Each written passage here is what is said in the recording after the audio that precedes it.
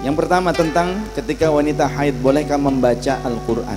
Jika menyentuhnya haram, ijma ulama menyatakan haram menyentuh mushaf walaupun cuma selembar daripada media yang ditulisi ayat-ayat Quran yang ditujukan untuk dibaca dan dipelajari.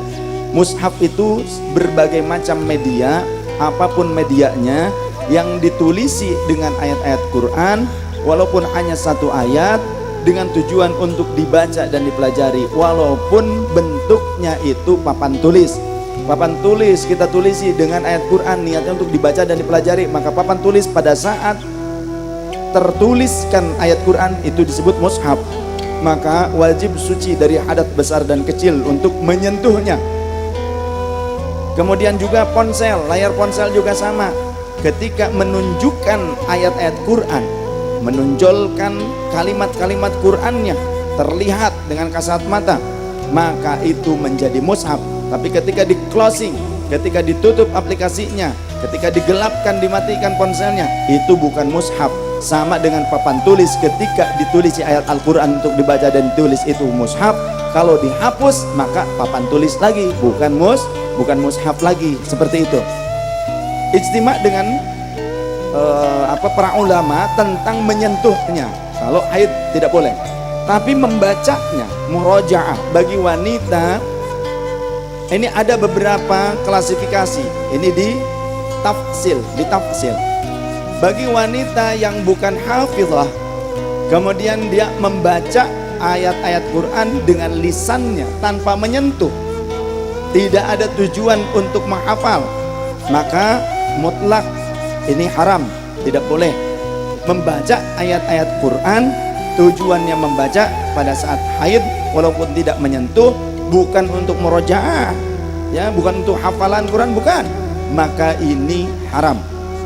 Bagaimana orang yang sedang menghafalkan Quran, wanita haid yang sedang menghafalkan Quran, bolehkah murojaah, melantunkan dengan lisannya tanpa menyentuh, dengan lisannya ayat-ayat Quran tersebut? Ini juga ikhtilaf ulama. Ada ulama yang menyatakan boleh, supaya apa? Jika dengan syarat, jika khawatir akan hilang hafalannya, jika tidak murojaah dengan fasihah. Jika murojaahnya tidak dengan fasihah, takut hilang, maka murojaah dengan fasihah, menghafal tanpa menyentuh mushaf.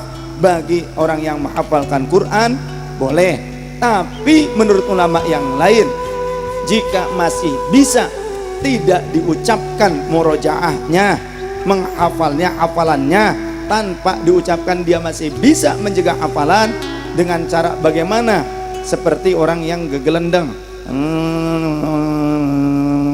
gitu. Maka afdalnya dengan cara seperti itu. Tapi jika memang tak bisa menguatkan memorinya, kalau cuma dengan cara gegelendeng begitu, gak kuat memorinya, maka boleh dengan cara difasihahkan bacaannya. Tapi itu pun dalam kondisi tadi khawatir hafalannya hilang. Jika tidak khawatir hafalannya hilang, saya lebih memilih ulama yang ihtiyat, yang hati-hati. Demikian. Wallahu a'lam. Pertanyaan pertama itu. Jadi silahkan mau milih pendapat yang mana terserah, boleh. Karena itu juga pendapat ulama-ulama yang mu'tabar semuanya. Wajar perbedaan dalam masalah furu'iyah, cabang permasalahan.